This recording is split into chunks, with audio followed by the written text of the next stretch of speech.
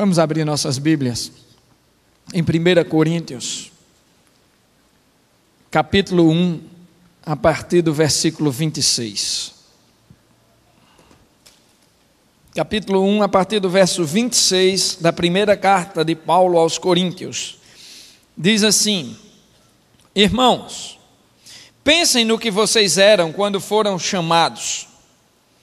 Poucos eram sábios segundo os padrões humanos, poucos eram poderosos, poucos eram nobres de nascimento.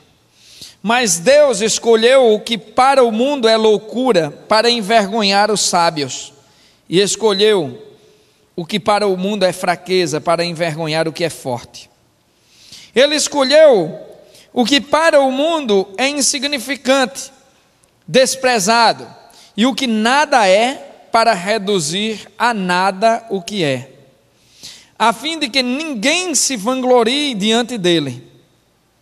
É, porém, por iniciativa dele que vocês estão em Cristo Jesus, o qual se tornou sabedoria de Deus para nós, isto é, justiça, santidade e redenção, para que, como está escrito, quem se gloriar, glorie-se no Senhor. Paulo nos convida nesse trecho da carta a pensar sobre quem nós éramos quando fomos chamados por Cristo.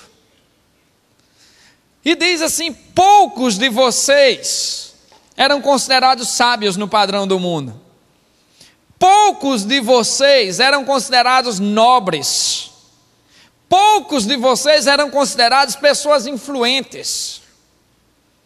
Paulo está olhando para aquela igreja que é muito parecida com a de hoje e dizendo assim: meus irmãos, presta atenção numa coisa, vocês foram chamados para o reino de Deus, não é por causa do que vocês eram, mas é por causa do que Cristo queria fazer em vocês, é por causa do amor incondicional que se derrama.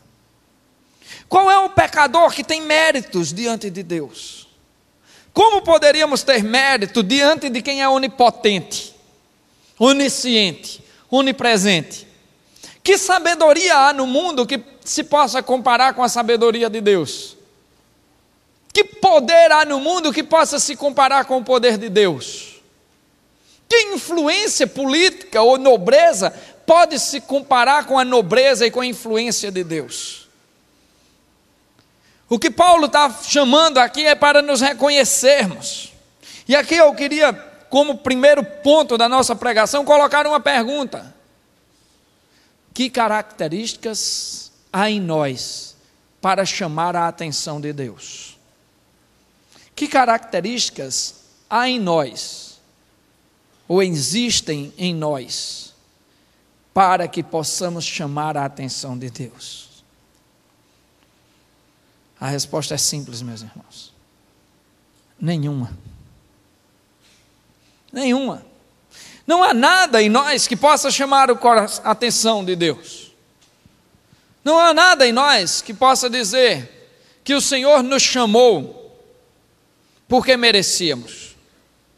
Antes que alguém pense em Jó, eu vou dizer a vocês: Jó já era chamado muito antes daquela história do livro. Jó era um homem correto, um homem honesto, um homem decente, porque já era chamado. E ele não foi chamado porque era assim. Deus não chama os capacitados, Ele capacita os chamados. Deus não lhe chamou porque era bom, porque você era bom, Ele lhe chamou para fazer de você bom. Ele lhe chamou para fazer de você uma pessoa boa, não porque você era. Em Efésios capítulo 2, versículos 9 e 10, ele diz que as obras boas estavam de antemão preparadas para que nós andássemos nelas. Portanto, nem as coisas boas que fazemos hoje são mérito nosso, mas o mérito está na cruz do Calvário. Gente, Paulo está aqui nos colocando no nosso lugarzinho, dizendo: ora, lembrem-se Pensem, retornem um pouco, vejam quem vocês eram antes de ser chamados por Cristo. Vejam quem vocês eram antes de ser tocados por Cristo. E vejam se havia alguma coisa lá que pudesse atrair o meu Senhor. Você vai dizer assim: eu já era doutor. Mas existem muitos doutores aí. Eu já era empresário.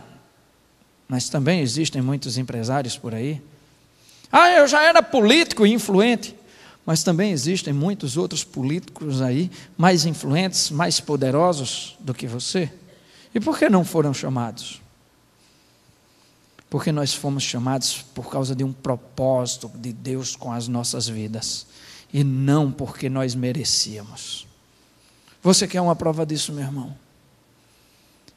Olha para os 12 homens que Jesus chamou para perto dele. Olha e me diz uma coisa. Se você tivesse hoje uma empresa em sua mão, uma mensagem para ser transmitida, uma mensagem que você quer comunicar ao mundo inteiro, quem você chamaria?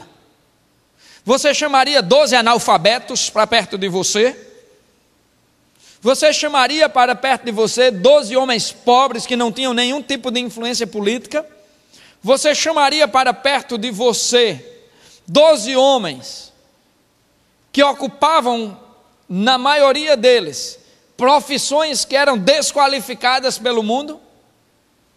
Ou você chamaria pessoas de destaque? Eu me lembro que, conversando sobre estratégias missiológicas para o mundo, eu dizia a alguns colegas assim: nós temos que pregar para pessoas que influenciem, nós temos que pregar para pessoas que transmitam rapidamente o Evangelho. E lendo esse texto eu comecei a me recordar que a estratégia do Senhor não foi essa. A estratégia do Senhor foi bem diferente. A estratégia do Senhor está aí nos versículos 27 e 28. Mas Deus escolheu o que para o mundo é loucura, para envergonhar os sábios. E escolheu o que para o mundo é fraqueza, para envergonhar o que é forte. Ele escolheu o que para o mundo é insignificante, desprezado, e o que nada é, para reduzir a nada o que é. Quais são as bases da sabedoria de Deus? Essa é a segunda pergunta que eu tenho para você. Quais são as bases da sabedoria de Deus? Quais são as bases da estratégia de Deus para conquistar o mundo? Eu vou começar respondendo da seguinte forma: Deus não se impressiona com as coisas que nos impressionam nesse mundo doido. Deus não se impressiona com as coisas que fazemos. Deus não se impressiona com nada que é feito debaixo do sol. Porque tudo, na verdade, depende exclusivamente dele. E aí Paulo diz que ele chama a loucura para confundir os sábios, que ele chama o fraco para confundir o forte, que ele chama aquele Zé Ninguém para anular as forças daquele alguém todo-poderoso. A estratégia que Deus usou na história da igreja é bem diferente da que eu estava propondo para os meus amigos. O Senhor construiu a sua igreja através de pessoas simples, de homens e mulheres simples, de pessoas devotadas, de pessoas que não eram intelectualmente privilegiadas, de pessoas que não eram politicamente privilegiadas, de pessoas que não eram poderosas, mas de pessoas que dedicaram a sua vida e seus corações e que se abriram para que o Evangelho acontecesse. Quem morreu dando testemunho de Cristo nos Coliseus de Roma não foram os políticos. Quem morreu no meio da estrada, dando testemunho do Senhor, na Idade Média, não foram os poderosos. Quem ainda hoje dedica a maior parte do seu tempo às Escrituras e à busca verdadeira do Senhor, Não são os grandes e poderosos desse país, infelizmente não são eles, mas são pessoas simples. E aí, meus irmãos, vem a maravilha do que é ser escolhido por Deus. É maravilhoso saber que nós não fomos escolhidos porque tínhamos mérito, mas fomos escolhidos porque somos profundamente amados pelo nosso Deus. Nós não fomos escolhidos porque alguma das nossas características nos fazia destacar-nos no meio da multidão, mas simplesmente porque Ele olhou e decidiu amar a cada um que está aqui com o seu coração aberto para ser de Cristo. E aí, meu querido, minha querida, é onde eu digo, não há lugar para a soberba dentro do reino de Deus. Todas as vezes que nos ensoberbecemos, nós nos comportamos como os sábios que são confundidos pela loucura de Deus. Nos comportamos como os fortes que são confundidos pela fraqueza de Deus. Nós nos comportamos como os alguém que são anulados pelos Zé Ninguém que Deus escolheu para anular os poderosos. Quantos homens poderosos estão hoje, nesse exato momento, sendo derrubados do poder pelo seu próprio povo? Quantos ditadores estão agora, nesse exato momento, tremendo dentro de seus palácios, sabendo que vão perder o poder a qualquer hora? Quantos chefes carrascos estão desempregados agora? Quantos homens poderosos que humilharam e que mataram outros estão sendo corroídos pelo câncer agora? Quantas pessoas que humilharam as outras estão experimentando a amargura nesse exato momento? Porque Deus exalta o humilhado e Deus humilha aquele que se exalta.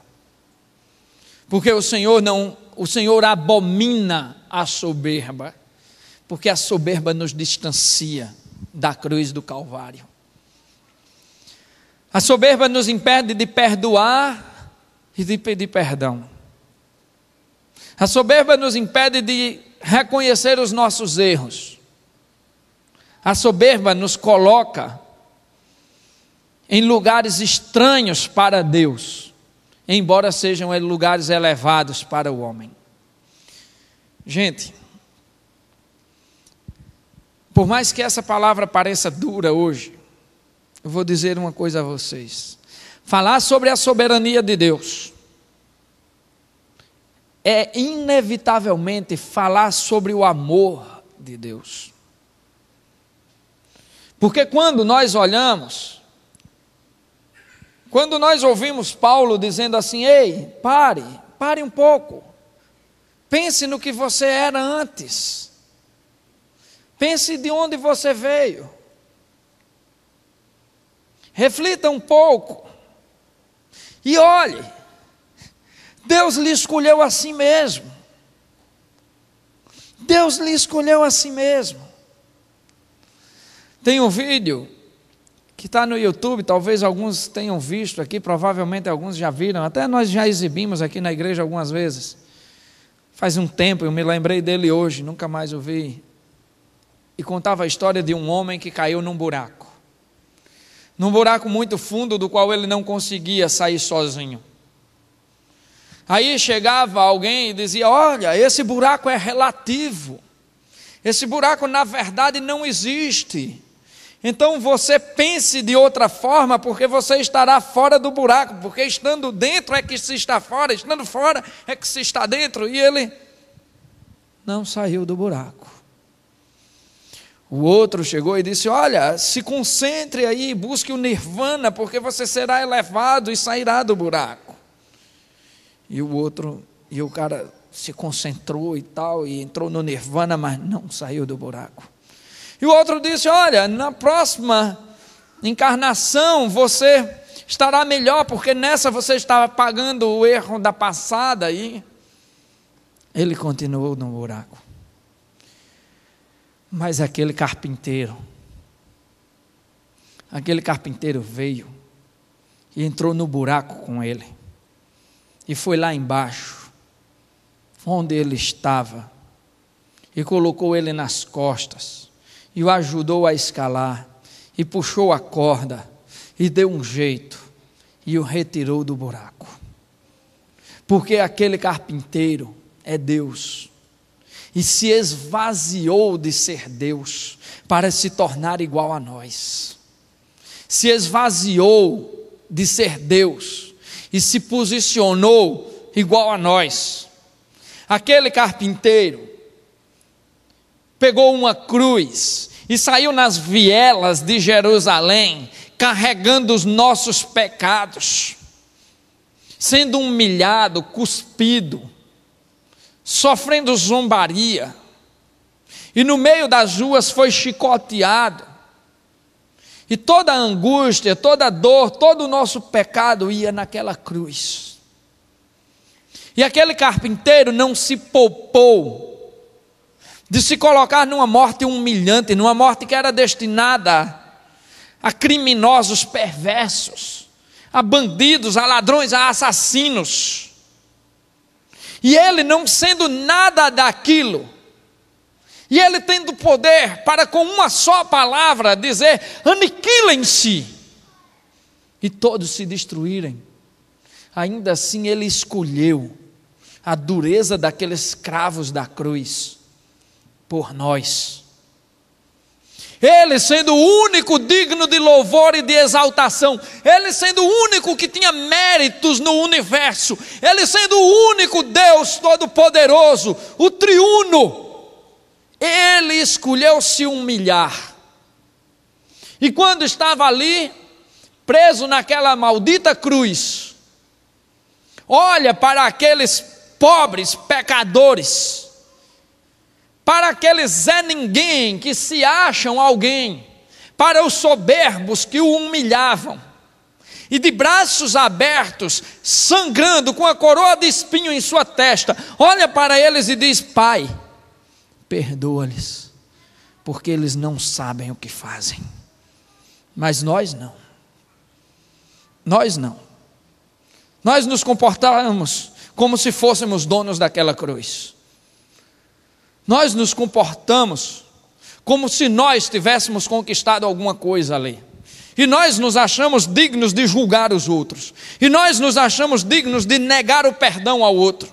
E nós nos achamos, importantes demais para pedir perdão aos outros.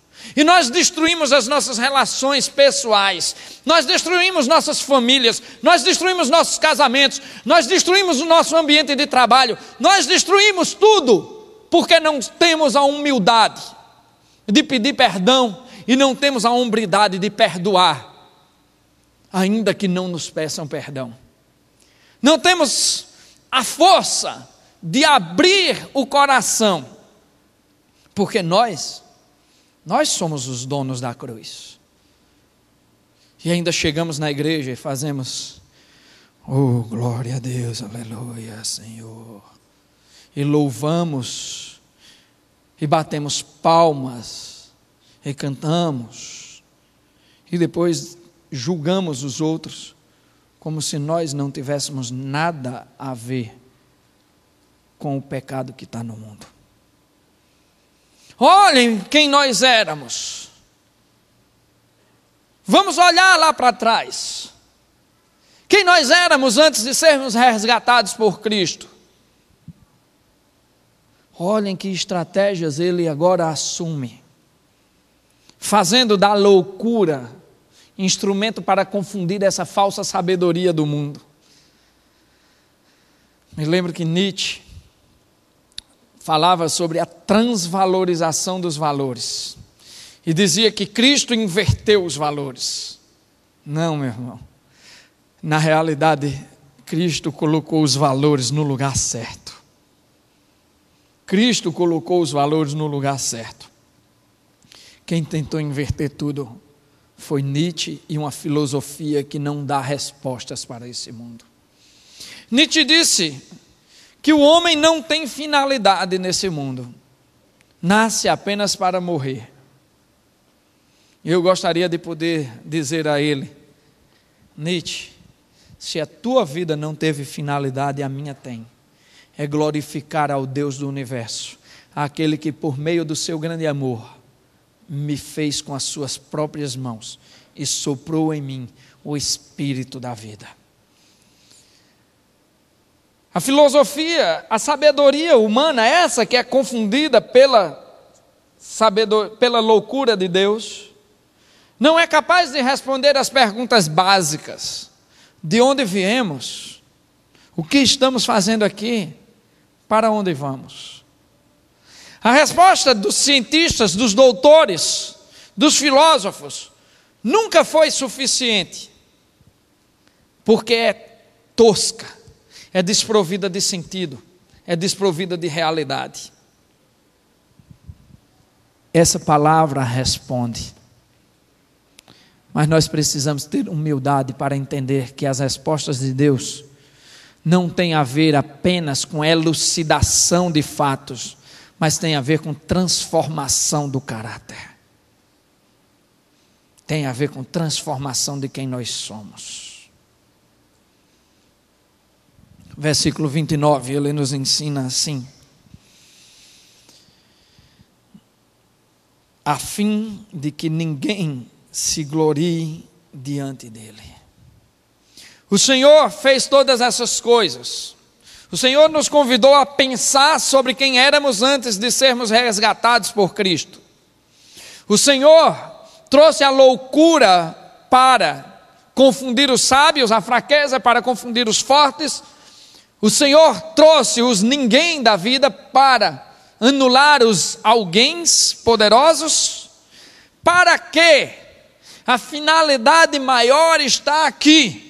Essa é a finalidade da ação de Deus, a fim de que ninguém se vanglorie diante dele, porque a glória do Senhor não será dividida com ninguém. O Senhor nos coloca agora, por meio das palavras de Paulo, bem no nosso cantinho, bem no nosso lugarzinho. Meu irmão, vocês todos, inclusive esse baixinho que está aí com o microfone na mão, aliás, principalmente ele, porque a quem muito é dado, muito será cobrado.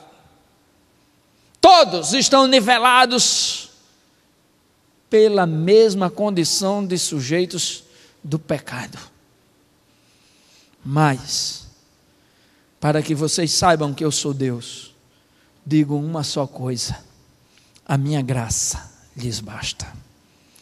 E uma graça que não tem limites.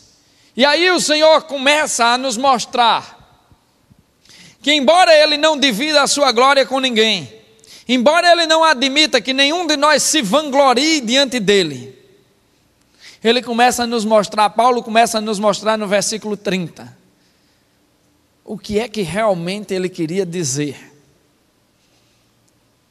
E Ele queria dizer exatamente o seguinte: é porém por iniciativa dEle, de Deus, que vocês estão em Cristo Jesus, o qual se tornou sabedoria de Deus para nós, isto é, justiça, santidade e redenção, para que como está escrito, quem se gloria, glorie-se no Senhor. É, porém, por iniciativa dEle que vocês estão em Cristo. Olha que coisa linda. Pensem em quem vocês são, em quem vocês eram. Pensem no que impressionou vocês. A sabedoria dos homens impressiona vocês. Os carrões impressionam vocês. O poder impressiona vocês. A autoridade impressiona vocês. Pois a mim não, diz o Senhor. Mas agora é por iniciativa dEle, por iniciativa desse Deus, que nos mostra que nós estamos envolvidos com a loucura desse mundo, que Ele diz, por iniciativa dEle é que vocês estão em Cristo Jesus. É por isso que o autor da carta aos Hebreus diz que Ele é o autor e consumador da nossa fé. É por isso que você não pode se vangloriar nem sequer da fé que há dentro do seu coração, porque a fé que há dentro do seu coração é a autoria do Deus Todo-Poderoso, Isso é amor demais, gente. Isso é amor incondicional. É pegar pessoas que estão envolvidas num sistema que nega a cruz. É pegar pessoas soberbas que pecavam e continuam pecando. E dizer: eu lhes amo e amarei até o fim. É dar a vocês, é dar a nós a segurança de que quem está em Cristo está livre de toda a condenação. Agora, pois, não há mais condenação para quem está em Cristo Jesus. Romanos 8:1. Segurança da salvação. Segurança de que não haverá condenação por meio de quem? Por iniciativa de um Deus que nos ama. Por iniciativa de um Deus que nos entregou a Cristo. Por iniciativa de um Deus que preparou as boas obras para que nós nela andássemos. Por iniciativa de um Deus que preenche o nosso vazio. Por iniciativa de um Deus que se importa. Por iniciativa de um Deus que não olha para o nosso passado, mas que se importa com o nosso futuro. Por iniciativa de um Deus que diz assim através do salmista Davi, lá no Salmo 118, versículo 24: hoje é o dia feito pelo Senhor, alegremo-nos e regozijemo-nos nele, não soframos pelas desgraças do nosso passado, nem nos angustiemos pelo que acontecerá no futuro. Sabe por quê? Porque o nosso Deus, conhece os nossos corações e sabe que quando nos arrependemos, o nosso pecado não só é perdoado, mas é lançado no mar do esquecimento. E esse mesmo Deus é o Deus que garante que dará a provisão para o futuro.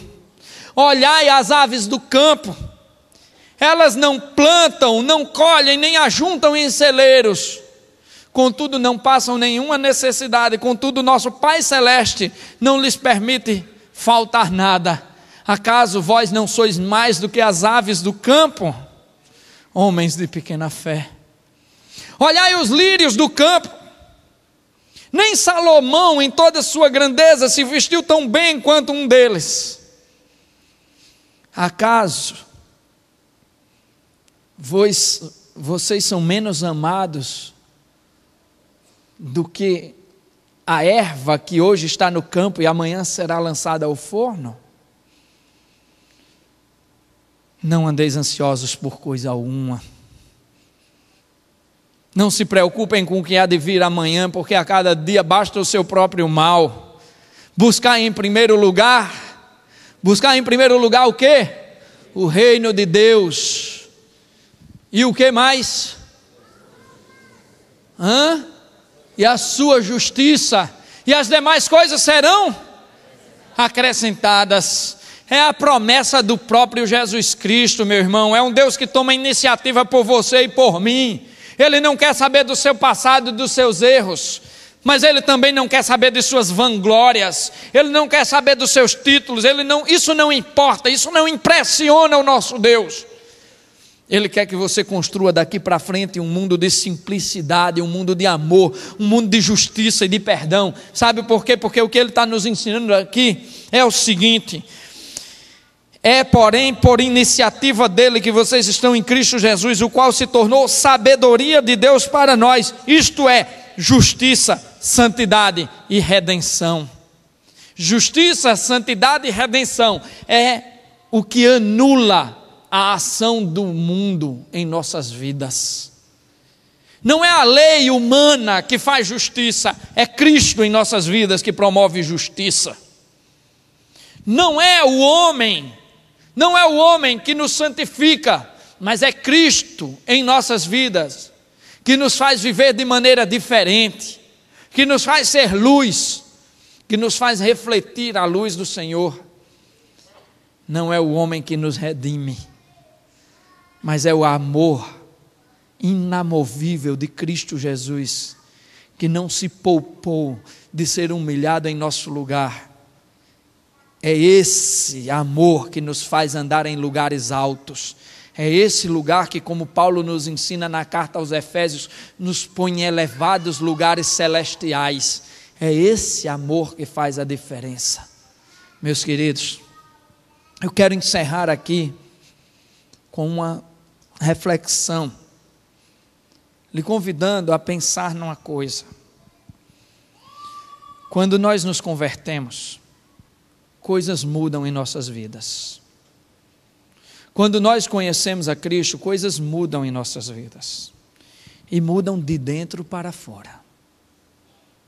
Mudam primeiro dentro, para depois ir para fora. Não é o muito falar, não é levantar as mãos, não é cantar afinado, que nos leva em direção a Deus.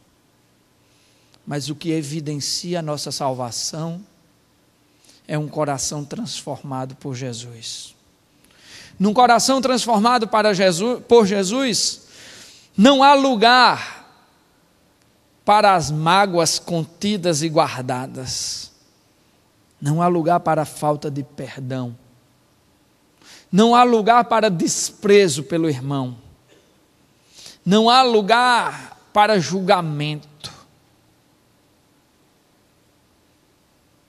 Num coração convertido pelo Senhor, o filho drogado ainda é seu filho. A filha prostituída ainda é sua filha. Num coração convertido pelo Senhor, até a mulher adúltera ainda é sua mulher. Num coração convertido pelo Senhor, o perdão não é uma exceção, é uma prática. E a mágoa não habita ali. A coragem de pedir perdão é própria de quem tem condições de se arrepender e de se tornar humilde diante do irmão. A nobreza de perdoar é própria de quem conhece o Senhor Jesus. Porque só com o coração quebrantado por Deus, nós somos capazes de perdoar o imperdoável, de amar a quem ninguém mais ama, de viver de forma estranha para o mundo. Não é baseado na nossa própria justiça que a nossa salvação se evidencia. Mas a salvação se evidencia na justiça de Cristo feita através de nossas vidas.